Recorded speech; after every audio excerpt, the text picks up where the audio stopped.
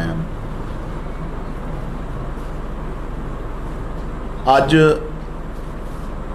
मुल्क के आम सधारण लोगों की जिंदगी नाल जुड़े एक अहम विषय नूं लैके तुहाडे नाल रूबरू हो रहे हैं।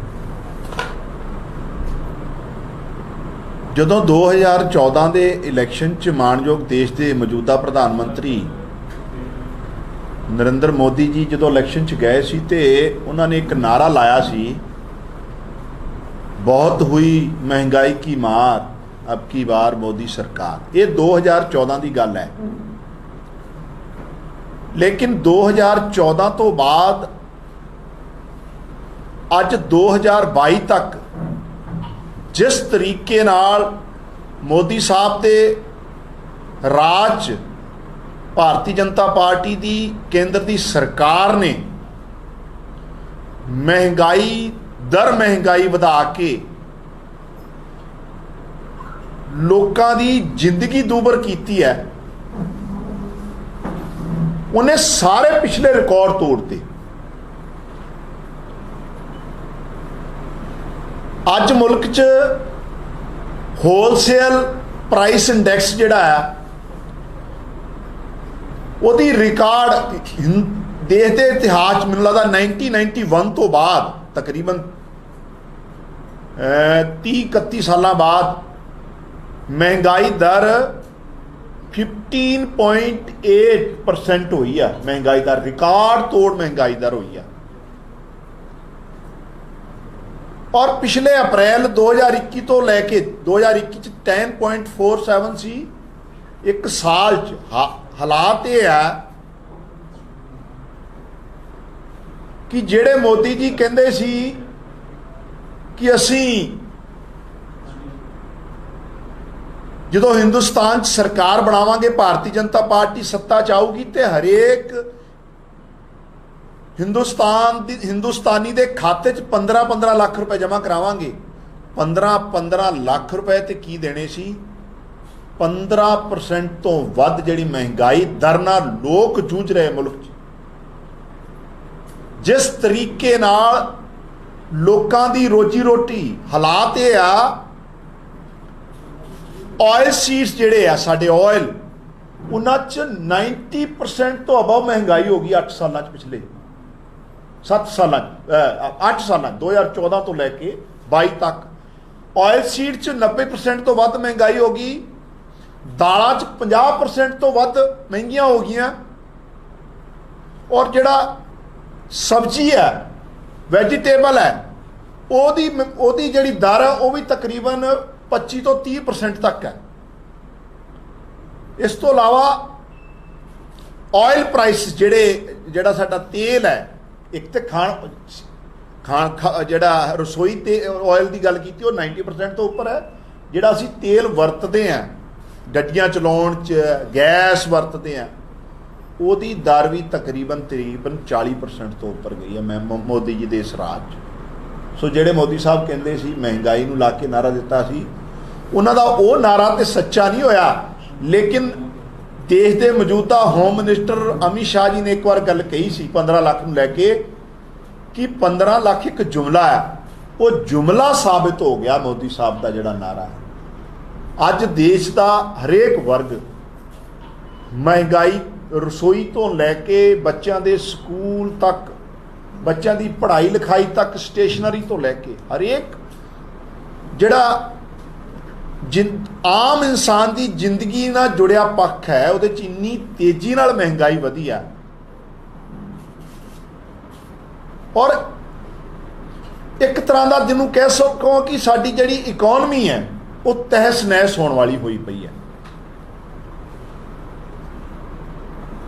इसे दौरान मोदी जी कहते सी असीं किसानां दी जिहड़ी इनकम है वो दुगनी करनी है। यह भी तुहानूं सारिआं नूं पता ही होना है। मानयोग प्रधानमंत्री जी ने कहा सी 2022 तक किसानां दी इनकम असीं दुगनी कर देनी है। किसानां दी इनकम ते दुगनी की होनी है?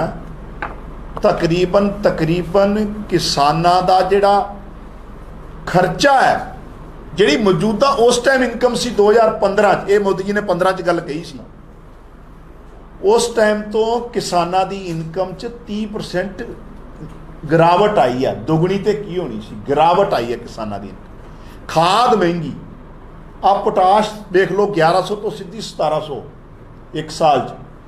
DAP नूं पिछले साल 1200 रुपए सी, इस बार 1350 करती। पैसटीसाइड महंगा, डीजल 2014 च 55 रुपये सी, अज 90 रुपये हो गया। पेट्रोल 100 रुपए, और पिछले दिनों तो डीजल 100 रुपये भी क्रॉस कर गया सी।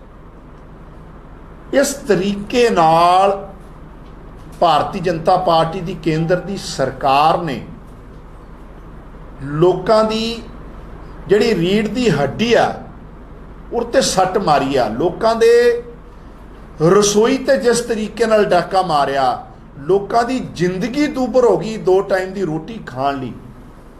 तो प्रधानमंत्री ने जिहड़े 2-3 गल्लां कहीआं सी, महंगाई वो मैं तुहानूं दसदा, रिकॉर्ड तोड़ महंगाई की दर जिहड़ी 15.8% पहुँच गई है, और किसानां दी इनकम दुगनी तो की होनी सी, किसानां दी इनकम पिछले 7 सालों 30% होर गिर गई। और ये पार्लीमेंट की स्टैंडिंग कमेटी की रिपोर्ट है किसानां नूं लैके। और कोई भी चीज़ चक लो तुसी, अज बाजार च तुसी जाओ, डेयरी दी कोई डेयरी प्रोडक्ट लेना है, कोई करियाना लेना है, कोई आटा लेना है, कोई स्टेशनरी लेनी है, कोई कपड़ा लेना है, हर एक सैक्टर अनकंट्रोल्ड है। और इस तरीके नाल मतलब मोदी साहब की सरकार च नवे नवे रिकॉर्ड बन रहे हैं। पिछले दिनों एक स्टडी आई सी, भारत सरकार की स्टडी सी, जिहदे च बेरोजगारी जिहड़ी आ हाईएस्ट लैवल ते पहुँच गई देश की आज़ादी तो बाद, ते हुण महंगाई की दर जिहड़ी आ वो भी हाईएस्ट लैवल ते पहुँच गई। सो अज आम आदमी पार्टी मानयोग प्रधानमंत्री जी नूं बेनती करदी है, अपील करदी आ, तुसी लोकां ते, हिंदुस्तान दे लोकां ते रहम करो, तरस खाओ। एक पासे तुसी पूंजीपतियां नूं उन्हां दे तुसी लोन माफ़ कर रहे हो जिहड़े डिफाल्टर हो गए आ, करोड़ां करोड़ां हज़ारां करोड़ां दे, ते दूजे पासे नौजवान, किसान, गरीब, मजदूर, आम मध्यम मडियोकर फैमिली जिहड़ी आ, 2 टाइम की रोटी भी जिहड़ी आ उन्हां नूं खाण नूं दूभर हो गई है, मजबूर इन्नी हो गई है, इन्नी मुश्किल हालात च देश चल रहा है। मैनूं लगदा मानयोग प्रधानमंत्री और भारत की सरकार नूं लोकां नूं राहत देनी चाहिए है। नहीं तो जिहड़ा प्रधानमंत्री जी कहते हैं ना, नहीं तो मैं झोला उठा के चले जाऊँगा, तो नहीं तो उन्होंने हथ जोड़ के बेनती है, तुसी झोला उठा के चले जाओ, ये देश ते रहम करो, देश के लोकां ते रहम करो।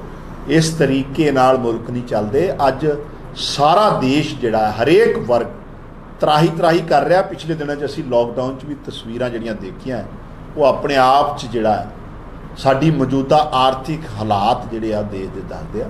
सो अज प्रधानमंत्री जी और भारतीय जनता पार्टी नूं साडी अपील है कि महंगाई नूं लैके सख्त कदम लवे, देश की सरकार कंट्रोल करे और आम लोगों नूं राहत दे। बहुत धन्यवाद। ਤੁਹਾਡਾ कोई सवाल तो कर सकते। एक सवाल है जी, इस मुद्दे हट के होया जथेदार श्री अकाल तख्त साहब ने बड़ा बयान दिता, उन्होंने कहा कि नौजवान सिंह जिहड़े ने सिंह पीढ़ी जिहड़ी मॉडर्न लाइसेंसी हथियार रखे ते इस समय की जिहड़ी उस अनुसार लोड़ हैगी है। तुसीं इस बयान को किवें देख रहे हो?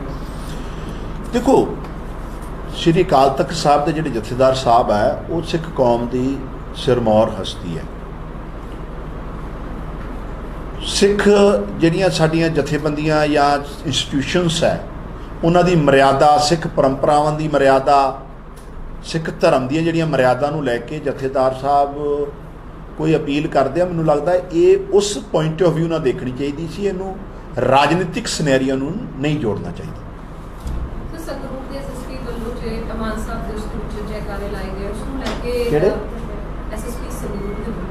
जयकारे कल लाए गए सी मान साहब के उसके विचकार उसनूं लैके सियासत बवाल आ रहा। मैं मान साहब दे लेके की लाए गए ढिल्लों ने ट्वीट किया है जिसके विचकार उन्होंने एक वीडियो शेयर की है जिसके विच संगरूर दे SSP जिहड़े मान साहब दे ने जयकारे ला रहे, उसनूं किवें देखदे हो तुसीं? क्योंकि सियासी विरोधी धड़े जिहड़े आवाज़ मैं तो कोई वीडियो देखी नहीं है। बाकी ये है मुख्यमंत्री जी की जय जयकार तो सारा देश पंजाब ही कर रहा है। जिस तरीके नाल लोगों वास्ते लोक हितैषी फैसले वो लै रहे हैं, ਆਮ ਸਧਾਰਨ ਲੋਕਾਂ ਨੂੰ, ਪੰਜਾਬੀਆਂ ਨੂੰ ਧਿਆਨ 'ਚ ਰੱਖ ਕੇ ਮੈਨੂੰ ਲੱਗਦਾ ਉਹਨਾਂ ਦਾ ਸਾਰੇ ਸਤਿਕਾਰ ਕਰਦੇ ਆ। ਮਹਿੰਗਾਈ ਦਰ ਦੀ ਗੱਲ ਕੀਤੀ ਉਹਦੇ ਪੂਰੇ ਵਰਲਡ ਲੈਵਲ ਤੇ ਕਈ ਸਰਕਾਰ ਹੀ ਵਧ ਰਹੇ ਆ, ਚਾਹੇ ਕਿਸੇ ਵੀ ਕੰਟਰੀ ਦੀ ਗੱਲ ਕਰੀਏ, ਪੂਰੇ ਵਰਲਡ 'ਚ ਚੀਜ਼ਾਂ ਵਧ ਰਹੀਆਂ ਨੇ, ਉਵੇਂ ਭਾਰਤ ਵਧ ਰਹੀਆਂ ਨੇ, ਕਹਿਣਾ ਕਿ ਸਰਕਾਰ ਦਾ ਨਹੀਂ ਇਹਦਾ ਕੀ ਐਕਸਕਿਊਜ਼ ਹੋਇਆ ਵੀ ਅਮਰੀਕਾ 'ਚ ਵੱਧ ਰਿਹਾ ਜਾਂ ਕੈਨੇਡਾ 'ਚ ਵੱਧ ਰਿਹਾ, ਉੱਥੇ ਤਾਂ ਬਹੁਤ ਕੁਝ ਸਸਤਾ ਵੀ ਹੋ ਰਿਹਾ। ਸਾਡੇ ਮੁਲਕ ਨੂੰ ਤੁਸੀਂ ਕੀ ਕਮਿਟਮੈਂਟ ਕੀਤੀ ਸੀ? ਦੇਖੋ ਮਾਣਯੋਗ ਮੁੱਖ ਮੰਤਰੀ ਪੰਜਾਬ ਦੇ ਮਾਨ ਸਾਹਿਬ ਨੇ ਪੰਜਾਬ ਦੇ ਲੋਕਾਂ ਨਾਲ ਕਮਿਟਮੈਂਟ ਕੀਤੀ ਸੀ ਕਿ ਅਸੀਂ ਤੁਹਾਨੂੰ ਰੋਜ਼ਗਾਰ ਦੇਵਾਂਗੇ, ਸ਼ੁਰੂ ਕਰਤਾ। ਉਹਨਾਂ ਨੇ ਕਿਹਾ ਸਰਕਾਰੀ ਜ਼ਮੀਨਾਂ, ਪ੍ਰਾਪਰਟੀਆਂ, ਸਰਮਾਏ ਛਡਾਇਆ ਜਾਊਗੇ, ਸ਼ੁਰੂ ਕਰਤਾ। ਕਿਸਾਨੀ ਤੇ ਕਿਸਾਨ ਦੀ ਫਸਲ ਦੀ ਜਿਹੜੀ ਮੌਜੂਦਾ ਹਾਲਾਤ ਹੈ ਉਹਨੂੰ ਬਦਲਣ ਵਾਸਤੇ ਸ਼ੁਰੂ ਕਰ ਕਮਿਟਮੈਂਟ ਹੈ ਮੋਦੀ ਸਾਹਿਬ ਦਾ। ਤੇ ਮੈਂ ਤੁਹਾਨੂੰ ਤੱਥ ਰੱਖਿਆ, ਫੈਕਟ ਰੱਖਿਆ, 2014 'ਚ ਉਹ ਕਹਿੰਦੇ ਸੀ ਬਹੁਤ हुई महंगाई की मार, अब की बार मोदी सरकार ਤੇ ਅੱਜ ਮਹਿੰਗਾਈ ਦੀ ਦਰ 15% ਤੋਂ ਵੀ ਉੱਪਰ ਚਲੇਗੀ। ਜਿਹੜੇ ਉਹ 15 ਲੱਖ ਰੁਪਈਆ ਦੇਣ ਦੀਆਂ ਗੱਲਾਂ ਕਰਦੇ ਉਹ ਤੇ ਕੀ ਦੇਣੇ ਆ ਮਹਿੰਗਾਈ। ਸੋ ਤਰਾਹੀ ਔਰ ਬੇਰੁਜ਼ਗਾਰੀ ਪਿਛਲੇ 45 ਸਾਲ ਦਾ ਰਿਕਾਰਡ ਤੋੜ ਗਈ। ਸੋ ਸਾਡੇ ਮੁਲਕ 'ਚ ਜਿਹੜੀ ਸਾਡੇ ਖਾਦ ਪਦਾਰਥ ਹੈ, ਅਨਾਜ ਭੰਡਾਰ ਹੈ, ਉਹਦੀ ਕਮੀ ਥੋੜ੍ਹੀ ਆ। ਗੱਲ ਤੇ ਇਹ ਆ ਵੀ ਸਰਕਾਰ ਦੀ ਮਨਸ਼ਾ ਕੀ ਹੈ, ਆਮ ਸਧਾਰਨ ਲੋਕ ਹੈ ਕਿ ਵੱਡੇ ਵਪਾਰੀ ਕਾਰੋਬਾਰੀ, ਇਹ ਹੈ। ਕਾਂਗ ਸਾਹਿਬ ਤੁਸੀਂ ਮਹਿੰਗਾਈ ਦੀ ਗੱਲ ਕਰ ਰਹੇ ਹੋ, ਜਿਹੜੀ ਕੇਂਦਰ ਸਰਕਾਰ ਨੇ 2 ਦਿਨ ਪਹਿਲਾਂ ਹੀ ਜਿਹੜੀ ਪੈਟਰੋਲ ਡੀਜ਼ਲ ਦੀ ਐਕਸਾਈਜ਼ ਘੱਟ ਕੀਤੀ ਹੈ, ਕਾਫੀ ਰਾਹਤ ਜਿਹੜੀ ਲੋਕਾਂ ਨੂੰ ਮਿਲੀ ਹੈ। ਪਰ ਹੁਣ ਮਹਾਰਾਸ਼ਟਰ, ਰਾਜਸਥਾਨ, ਕੇਰਲਾ ਵੀ ਜਿਹੜਾ ਆਪਣਾ ਵੈਟ ਰਿਡਿਊਸ ਕਰਨ ਜਾ ਰਿਹਾ ਹੈ। ਪੰਜਾਬ ਦਾ ਇਸ ਤੇ ਕੀ ਕਹਿਣਾ ਹੈ? ਪੰਜਾਬ ਦਾ ਰਾਹਤ ਕਿੱਥੇ ਮਿਲੀ ਹੈ? ਮਾਰਚ ਦੇ ਤੁਸੀਂ ਰੇਟ ਕੱਢ ਲਓ ਡੀਜ਼ਲ ਪੈਟਰੋਲ ਦੇ, 96 ਰੁਪਏ ਡੀਜ਼ਲ ਸੀਗਾ, 100 ਰੁਪਏ ਤੋਂ ਉੱਪਰ ਪੈਟਰੋਲ ਸੀ। ਜਦੋਂ ਇਲੈਕਸ਼ਨ ਨਿਬੜ ਜਾਂਦੇ ਆ ਤੇ ਉਦੋਂ ਇਹ ਰੇਟ ਵਧਾਉਂਦੇ ਆ। ਮਾਰਚ ਤੋਂ ਬਾਅਦ ਇਹ ਵਧਾਤੇ, 10 ਰੁਪਏ ਵਧਾਤੇ ਤੇ ਪੈਟਰੋਲ ਤੇ 9 ਰੁਪਏ 50 ਪੈਸੇ, 7 ਰੁਪਏ ਡੀਜ਼ਲ ਤੇ ਘਟਾ ਲਏ, 15 ਰੁਪਏ ਪੈਟਰੋਲ ਤੇ ਵਧਾਤੇ ਤੇ 9 ਰੁਪਏ 50 ਪੈਸੇ ਘਟਾ ਲਏ। ਇਹੀ ਹੋ ਰਿਹਾ ਨਾ। ਇਹ ਜਿਹੜੀ ਜੋੜ ਤੋੜ ਹੈ, ਆંકੜਿਆਂ ਦਾ ਸਮੀਕਰਨ ਹੈ, ਇਹਨੂੰ ਮੁਲਕ ਜਾਣਦੇ ਆ। ਤੁਸੀਂ ਇਹ ਦੱਸੋ, ਮੋਦੀ ਜੀ ਔਰ ਭਾਰਤੀ ਜਨਤਾ ਪਾਰਟੀ ਦੀ ਸਰਕਾਰ ਨੂੰ ਸਾਡਾ ਇਹ ਸਵਾਲ ਹੈ, 2014 'ਚ ਜਿਹੜਾ ਇੰਟਰਨੈਸ਼ਨਲ ਮਾਰਕੀਟ 'ਚ ਜਿਹੜਾ ਕਰੂਡ ਆਇਲ ਸੀ ਉਹਦੀ ਕੀਮਤ ਕੀ ਸੀ? $55 ਪ੍ਰਤੀ ਬੈਰਲ ਸੀ ਨਾ। ਤੇ ਅੱਜ ਉਹ ਕਰੂਡ ਆਇਲ ਸਟੇਬਲ ਹੈ ਤੇ ਸਾਡੇ ਉਦੋਂ ਡੀਜ਼ਲ ਸੀਗਾ 55 ਰੁਪਏ, ਮਤਲਬ 56 ਰੁਪਏ ਮੰਨ ਲਓ, ਤੇ ਪੈਟਰੋਲ 71 ਰੁਪਏ ਸੀਗਾ। ਤੇ ਅੱਜ ਮੋਦੀ ਸਾਹਿਬ ਦੇ ਰਾਜ 7 ਸਾਲਾਂ 'ਚ ਉਹ ਦੁੱਗਣੇ ਦੇ ਤਕਰੀਬ, ਕਿਉਂਕਿ 100 ਤੋਂ ਉੱਪਰ ਚਲੇ ਗਿਆ ਸੀ ਡੀਜ਼ਲ ਇੱਕ ਵਾਰ, ਉਹ ਮੁੜਿਆ। ਹੁਣ ਇਲੈਕਸ਼ਨ ਆ ਰਹੇ ਹੋਣੇ ਨਾ ਕੋਈ। ਸੋ ਆਲਰੇਡੀ ਲੋਕ ਸਫਰ ਕਰ ਰਹੇ। ਅਗਰ ਵਾਕਈ ਇਹੀ ਪ੍ਰਧਾਨ ਮੰਤਰੀ ਜੀ ਇਲੈਕਸ਼ਨ ਦੇ ਦੌਰਾਨ ਕਹਿੰਦੇ ਸੀ ਵੀ ਜਦੋਂ ਸਾਡੀ ਸਰਕਾਰ ਆਊਗੀ ਡੀਜ਼ਲ 30 ਰੁਪਏ ਤੇ ਪੈਟਰੋਲ 40 ਰੁਪਏ, ਹਾਲਾਤ ਇਹ ਹੋ ਗਏ ਕਿ ਅੱਜ ਡੀਜ਼ਲ 100 ਤੋਂ ਵੀ ਟੱਪ ਗਿਆ, ਪੈਟਰੋਲ ਤੇ 125 ਤੋਂ ਵੀ ਟੱਪ ਗਿਆ ਇੱਕ ਵਾਰ। ਹੁਣ ਮੈਨੂੰ ਲੱਗਦਾ ਹੈ ਵੀ ਥੋੜਾ ਜਿਹਾ ਉਹਨਾਂ ਨੇ ਇਹ ਕੋਈ ਪ੍ਰੋਪਰ ਰਿਲੀਫ ਨਹੀਂ ਆ। ਅਗਰ ਵਾਕਈ ਦੇਣੀ ਹੈ ਤੇ ਐਕਸਾਈਜ਼ ਡਿਊਟੀ ਘਟਾਤੀ, ਐਕਸਾਈਜ਼ ਡਿਊਟੀ ਤੋਂ ਸਟੇਟ ਦਾ ਵੀ ਕੁਛ ਹਿੱਸਾ ਕੱਟਿਆ ਜਾਣਾ, ਆਲਰੇਡੀ ਕੱਟਿਆ ਜਾਣਾ। ਸੋ ਇਹ ਆંકੜਿਆਂ ਦਾ ਹੇਰ-ਫੇਰ ਹੈ, ਆਮ ਲੋਕਾਂ ਨੂੰ ਇਹਦੇ 'ਚ ਕੋਈ ਰਿਲੀਫ ਨਹੀਂ। ਪੰਜਾਬ ਸਰਕਾਰ ਕੋਈ ਮੇਰੀ ਗੱਲ ਸੁਣੋ, ਅੱਜ ਸੂਬਿਆਂ ਕੋ ਤੇ ਪਹਿਲਾਂ ਹੀ ਕੁਝ ਇਕਨੋਮਿਕਲੀ ਕ੍ਰਾਈਸਿਸ ਚੱਲ ਰਿਹਾ, ਨਵਾਂ ਟੈਕਸ ਕੋਈ ਨਹੀਂ ਲਾ ਸਕਦੇ। ਔਰ ਐਕਸਾਈਜ਼ ਡਿਊਟੀ ਜਿਹੜੀ ਸੈਂਟਰ ਨੇ ਕੱਲ ਜਿਹੜੀ ਤੁਸੀਂ ਕਹਿ ਰਹੇ ਹੋ ਵਾਰ-ਵਾਰ ਘਟਾਈ ਹੈ, ਤੇ ਉਹਦੇ 'ਚ ਵੀ 41% ਸਟੇਟ ਦਾ ਹਿੱਸਾ ਚਲੇ ਗਿਆ। ਆਲਰੇਡੀ ਐਕਸਾਈਜ਼ 41% ਸਟੇਟ ਦਾ ਹਿੱਸਾ ਚਲੇ ਗਿਆ। ਇਹ ਸਮਝੋ ਜੋੜ ਤੋੜ ਨੂੰ। ਤੁਸੀਂ ਸੂਬੇ ਤੇ ਆਲਰੇਡੀ ਬਹੁਤ ਕ੍ਰਾਈਸਿਸ 'ਚੋਂ ਗੁਜ਼ਰ ਰਹੇ ਆ। ਅਗਰ ਪ੍ਰਧਾਨ ਮੰਤਰੀ ਜੀ ਔਰ ਮੋਦੀ ਸਰਕਾਰ ਸੁਹਰਦਤਾ ਨਾਲ ਇਹਨੂੰ ਕਰਨਾ ਚਾਹੁੰਦੀ, ਆਮ ਲੋਕਾਂ ਨੂੰ ਰਿਲੀਫ ਦੇਣਾ ਚਾਹੁੰਦੀ ਹੈ, ਤੇ ਆਇਲ ਕੀਮਤਾਂ ਜਿਹੜੀਆਂ ਹਨ ਇਹਨਾਂ ਨੂੰ GST ਦੇ ਅੰਡਰ ਮਹਾਰਾਸ਼ਟਰ, ਰਾਜਸਥਾਨ, ਕੇਰਲਾ ਦੀ ਜਿਹੜੀ ਗੱਲ ਕਰ ਰਹੇ ਹਾਂ ਉਹਨਾਂ ਦਾ ਵੀ ਫਿਰ ਪਹਿਲਾਂ ਹੀ ਹਿੱਸਾ ਚਲਾ ਗਿਆ। ਤੇ ਸਾਡੇ ਵੀ ਦਸੰਬਰ 'ਚ ਵੈਟ ਤੇ 10 ਰੁਪਏ ਪਹਿਲਾਂ ਵੀ ਘਟਾਇਆ ਦਸੰਬਰ ਵਾਲੀ। ਅਸੀਂ ਸਟੇਟ ਵੀ ਚਲਾਉਣਾ, ਕਿੱਥੋਂ ਚਲਾਵਾਂਗੇ ਦੱਸੋ ਨਾ।